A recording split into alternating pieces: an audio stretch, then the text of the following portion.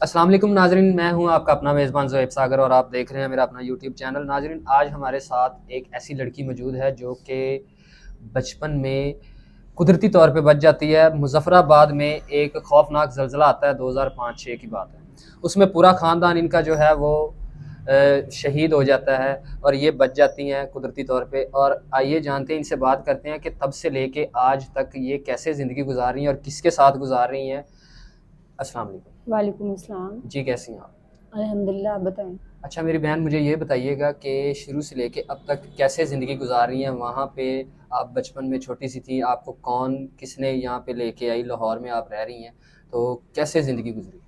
میں چھوٹی تھی، کافی چھوٹی تھی، 4-5 سال کی ہوں گی جب مظفر آباد میں زلزلہ آیا تھا، تو ہم لوگ وہاں پہ رہتے تھے۔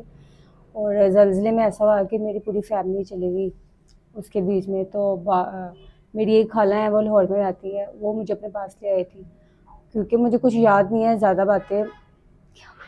ظاہر سی بات ہے، تب آپ چھوٹی سی تھی، تو جب زلزلہ آیا تو آپ گھر میں تھی، باہر کھیل رہی تھی، کیا دیکھا آپ نے؟ میں نے یہ دیکھا تھا کہ اچانک سے زمین ہلنا شروع ہو گئی تھی اور گھر وغیرہ ساری چیزیں نیچے گرتی جا رہی تھی۔ لوگ ویسے ہی گھر میں تھے اور سب کچھ تباہی ہوگی، سارا گھر، ہر چیز نیچے آ گئی، کافی تیز زلزلہ تھا۔ اچھا، آپ کو ریسکیو کر کے وہاں سے پھر جو ہے وہ لے گئے، اور وہاں سے آپ کی جو خالہ ہیں آپ بتا رہی ہیں وہ آپ کو لے کے لاہور آئیں۔ اس کے بعد جو ہے نا وہ اس کے بعد کیا ہوا ہے؟ اس کے بعد خالہ کے ساتھ میں رہی، انہوں نے میری پرورش کی ہے، پڑھایا ہے، ایف اے کرایا مجھے۔ تو تب چھوٹی تھی، پھر آہستہ آہستہ بڑی ہوئی ہوں۔ اور اس کے بعد ایسا ہے کہ خالہ کے جو ہسبینڈ تھے وہ ٹھیک نظر سے نہیں مجھے دیکھتے تھے، مجھے اچھا نہیں لگتا تھا، فیل ہوتا تھا کہ وہ صحیح نظر سے نہیں دیکھ رہے ہیں۔ تو میں نے 1-2 بار خالہ سے شکایت بھی کی ہے کہ اس طرح ہے کہ وہ مجھے نا ٹھیک نظر سے نہیں دیکھتے ہیں، بٹ وہ میری بات کو اگنور کر دیتی تھی۔ تو مجھے اس چیز کا بڑا فیل ہوتا تھا۔ پھر میں نے ان سے پھر اگین دوبارہ سے شکایت کی، تو انہوں نے مجھے بولا کہ ٹھیک ہے، تم ادھر نہیں رہو، مطلب تم الزام لگا رہی ہو میرے ہسبینڈ پہ، اس طرح ہے۔ تو پھر میں وہاں سے جو ہے میں نے سوچا کہ ٹھیک ہے، میں نے ایف اے بھی کر لیا، میں جاب وغیرہ کوئی کر لیتی۔ پھر میں نے جاب سٹارٹ کر دی، تو فلیٹ لے لیا تھا ایک 10,000 پہ، تو اب وہاں پہ رہ رہی ہوں میں، لیکن میری جاب جو ہے نا وہ ختم ہو گئی، ابھی فی الحال کوئی جاب نہیں ہے میرے پاس۔ اچھا مجھے یہ بتائیں کہ جب آپ کی خالہ کا جو شوہر ہے وہ آپ پہ بری نظر رکھتا تھا، تو کیا آپ کی خالہ کو ذرا بھی گمان نہیں ہوا یا آپ کی بات پہ یقین نہیں کیا انہوں نے؟ وہ کہتی تھی کہ ایسا کچھ بھی نہیں ہے، آپ بچی ہو اور وہ ویسے بیٹی کی نظر سے دیکھتا ہوگا، بٹ ایسا کچھ نہیں تھا۔ مجھے محسوس ہو جاتا تھا کہ وہ کیا چاہتے ہیں یا جو بھی ان کی نظر ہے۔ اچھا مجھے یہ بتائیں، وہ آپ کو صرف غلط نظر سے دیکھتے تھے یا کوئی مطلب کوئی بری حرکت وغیرہ بھی اس نے آپ کے ساتھ کبھی کی؟ نہیں، حرکت کو ابھی نہیں کی، کیونکہ میں خود سمجھدار ہوں اور مجھے خود پتا ہے کہ میں نے کیسے دور رہنا ہے، مگر مجھے ایسا لگتا تھا کہ ان کا جو ٹچ کرتے ہیں یا پیار دے رہے ہیں وہ بیڈ ٹچ ہے، صحیح طرح سے، مطلب مجھے فیل ہوتا تھا کہ غلط ٹچ کرنا چاہتے ہیں۔ اچھا، تو اس کے بعد آپ اس گھر سے نکلی اور آپ نے رینٹ پہ فلیٹ لیا۔ فلیٹ لینے کے بعد آپ نے کتنا عرصہ جاب کیا؟ میں نے 2 سال جاب کی ہے، لیکن وہ ایسا ہے کہ 2 ماہ کہیں اور 2 ماہ کہیں، کیونکہ میں باہر نکلی، دیکھا لوگوں کی نظریں اچھی نہیں ہیں، تو 2 ماہ سے زیادہ کہیں پہ کر ہی نہیں پائی ہوں۔ تو 2 سال میں بیچ میں کافی جگہوں پہ میں نے جاب کی ہے۔ اچھا، اس کی وجہ کیا ہے کہ آپ نے 2 ماہ، 1 ماہ، 3 ماہ کسی ایک جگہ پہ ٹک کے آپ نے جاب کیوں نہیں کی؟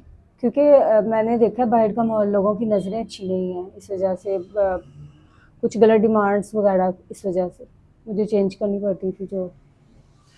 اچھا، تو اب آپ کے جو ہے نا وہ کیسے حالات ہیں؟ آپ کے پاس تو جاب بھی نہیں ہے، تو یہ جو گھر کا کرایہ وغیرہ ہے یا کھانے پینے کا جو تمام سسٹم ہے یہ آپ کیسے چلا رہے ہیں؟ سسٹم بہت مشکل سے چل رہا ہے میرا ابھی، کیونکہ پیسے جو تھوڑی بہت سیونگ تھی وہ بھی ختم ہو گئی ہے، رینٹ بھی چڑھا ہوا ہے، تو کافی مشکلات کا سامنا کرنا پڑ رہا ہے فی الحال۔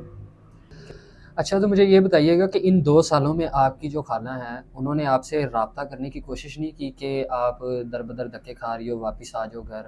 ہاں جی، کی تھی 1-2 بار، بٹ وہ انکل کی وجہ سے نہیں میں جانا پا رہی وہاں پہ، مجھے ان کی نظریں پسند نہیں تھی، تو اس وجہ سے میں نے انکار کر دیا کہ میں نہیں آ سکتی، میں خود اپنا کر لوں، دیکھ لوں گی۔ نہیں تو آپ انکل کا آپ کو اتنا ہی زیادہ خوف ہے کہ آپ وہاں پہ جانا ہی نہیں چاہ رہی، تو اگر کیا پتہ آپ کی خالہ آپ کو واپس بلاتی ہیں، آپ کی شادی کر دیتی ہیں کسی اچھی جگہ پہ، تو کیا یہ صحیح نہیں؟ شادی کا مجھے نہیں لگتا کہ وہ میری سنسیئر ہے یا میری کرنا چاہتی ہیں، کیونکہ جب انہوں نے کالس کی تھی تب انہوں نے کبھی بھی شادی کا ذکر کیا ہی نہیں۔ اگر اتنا ہوتا تو وہ رشتہ میرے لیے پہلے ہی کوئی دیکھ کے مجھے اپنے گھر والا کرتی، لیکن ایسا کچھ بھی نہیں ہے، وہ چاہ رہی ہیں کہ बड़ी हो गई है, ये अपना कमा रही है, तो चलो हमें भी कुछ कमा के खिलाएगी। मतलब वो आपको ट्रैप करने की कोशिश कर रही है, वापस बुलाने की कोशिश कर रही है कि वापस आएगी, कमाएगी, खुद भी खाएगी, हमें भी खिलाएगी। हाँ जी, बिल्कुल ऐसे ही है। हम्म। अच्छा, उनकी अपनी कोई औलाद नहीं है? बच्चे हैं उनके, 2 बेटे हैं उनके। अच्छा, मतलब अभी छोटे हैं, उनके पास कोई ज़रिया मुआश नहीं है कि वो यही चाह रही हैं कि आप आएँ और वहाँ पे कमाई करें, अच्छे तरीके से करें, गलत तरीके से करें, किसी भी तरीके से करें, उनका भी पेट पालें और अपना भी पालें। हाँ जी, यही है उनका ज़हन है कि चलो ये कमा के हमें भी खिलाएगी, क्योंकि बच्चे अभी इतने बड़े नहीं हैं, उनके छोटे ही हैं। अच्छा, तो मुझे ये बताइए कि अभी आप पे जो है ना ये घर का रेंट वगैरह, इलेक्ट्रिसिटी का बिल जो है ये कितना चढ़ा हुआ है? ये कोई काफ़ी टाइम से जो है ना चढ़ रहा है थोड़ा-थोड़ा, अब तो 1 लाख से ज़्यादा, 1,20,000 है। 1,20,000 ये आप पे कर्जा चढ़ गया है। अच्छा, और ये खाने पीने का सिस्टम जो है वो कब तक जो है ना ये चलेगा ऐसे ही? खाने-पीने का बस गुज़ारा ही हो रहा है। मुझे नहीं पता था कल मैंने क्या खाना है, क्या नहीं खाना। आप बता रही थी कि दुकानदार से जहाँ से राशन वगैरह लेती हैं वहाँ पे भी जो है ना उधार वगैरह हुआ हुआ है। हाँ जी, चढ़ा हुआ है, वो माँग भी रहे थे, तो मैंने कहा था मैं कोई जॉब देख के फिर आपको कर दूँगी, अभी थोड़ा-सा मुझे टाइम दे दें। अच्छा, तो मुझे अब ये बताएं, आप हमारे पास आई हैं तो आप अब क्या चाहती हैं? मैं यही चाह रही थी कि अगर मेरी कोई हेल्प कर सकता है तो कर दे, या कोई मदद कर सकता है कोई, मेरा कर्जा उतार दे। जी, बिल्कुल ठीक हो गया। नहीं देखिए मेरी बहन, हेल्प तो इंसान जो कोई भी है ना बंदा, वो आजकल की दुनिया में इतनी ज़्यादा हेल्प कोई भी नहीं करता। हर बंदा जो है ना वो देखता है कि हमारे चैनल पे जो है ना लोग, अच्छे लोग भी हैं, बुरे लोग भी हैं। अच्छे लोग इस तरह से है कि लोग रिश्ते की तलाश में होते हैं, जो है ना दूसरी शादी के ख्वाहिशमंद होते हैं। तो हेल्प तो वो करेंगे ही आपकी, लेकिन वो अगर आपसे शादी करने की ख्वाहिश करते हैं तो आप क्या शादी भी करना चाहेंगी? 2 साल हो गए हैं मैं जॉब कर रही हूँ, धक्के खा रही हूँ, बाहर निकली हूँ फैमिली से, तो मेरी तो यही ख्वाहिश है कि कोई अच्छा सा लॉयल सिंसियर इंसान मुझे मिल जाए, जो मुझे अच्छे से सँभाले भी और मेरे कर्ज़े वगैरह भी उतार दे, इज़्ज़त दे मुझे। मेरे लिए भी आसानियाँ पैदा हो जाएँ ज़िंदगी में।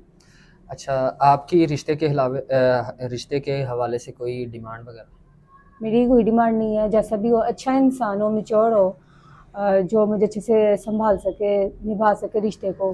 डिमांड कोई भी नहीं है, बस अच्छा होना चाहिए, यही डिमांड है।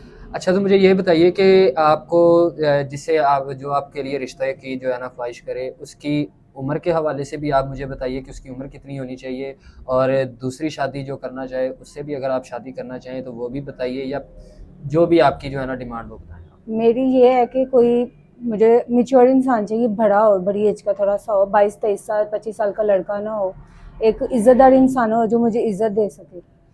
अच्छा, उम्र की आपको कोई मसला नहीं है, ये बड़ी उम्र का होना चाहिए और मैच्योर होना चाहिए, इज़्ज़त देने वाला हो। जी बिल्कुल, बेशक 20 30-40 जितना मर्ज़ी हो, बस मुझे इज़्ज़त दे सके, और बेशक वो पाकिस्तान में हो या बाहर में हो, ये भी मुझे मसला नहीं है। अच्छा, तो दूसरी शादी जो करना चाहे, आपको इज़्ज़त दे, आप उससे भी शादी करने के लिए तैयार हैं? अच्छा, मुझे ये बताएँ कि बड़ी एज वाले से शादी करने के बारे में ही आप क्यों बज़िद हैं? मैं इसलिए ऐसा कह रही हूँ, बड़ी एज के जो लड़के होते हैं वो मैच्योर होते हैं, समझदार होते हैं, और वो किसी की लाइफ ख़राब करने से पहले सोचते हैं। अनमैच्योर बॉयज़ छोटी एज के जो होते हैं वो टाइम पास करते हैं, और मैं नहीं चाहती कि मैं दोबारा से मेरी ज़िंदगी में, पहले ही इतने मसले हैं और दोबारा से मसले आए, मैं मेरे साथ धोखा हो। अच्छा, लास्ट में मैं आपसे सिर्फ़ यही सवाल करूँगा कि आपकी कोई और डिमांड आप अभी बता दें हमारे देखने वालों को, कि आपकी कोई और डिमांड क्या है? मेरी और कोई डिमांड नहीं है, बस जो मैंने आपको बताया है कि अगर अच्छा सा इंसान मैच्योर मुझे मिल जाए शादी के लिए, इससे ज़्यादा मेरी कोई डिमांड नहीं है। अच्छा, लास्ट में अपनी खाला और अपने खालू को कोई मैसेज, या इन जैसे लोगों को कोई मैसेज देना चाहें? खाला खालू को यही मैसेज देना चाहूँगी कि उन्होंने मुझे पाला है, बड़ा किया, उनका एहसान है मेरे पे, लेकिन उनको चाहिए था मुझे बेटी बना के रखते, इस तरह खालू को ये सब नहीं करना चाहिए था, तो आज मैं दर-दर की जो ठोकरें ना खाती, मेरी ज़िंदगी में आसानियाँ होती। जी, तो नाज़रीन, आपने इस बहन की सारी कहानी सुनी है, और स्क्रीन पे इनका नंबर चल रहा है। इनको मदद की इस टाइम बहुत ज़्यादा ज़रूरत है, और ये शादी भी करना चाहती हैं, और मैच्योर इंसान जो है इनसे राब्ता करें, और बिला वजह इनको तंग ना किया जाए। इसी के साथ अपने मेज़बान ज़ोहेब सागर को दीजिए इजाज़त। अल्लाह हाफ़िज़।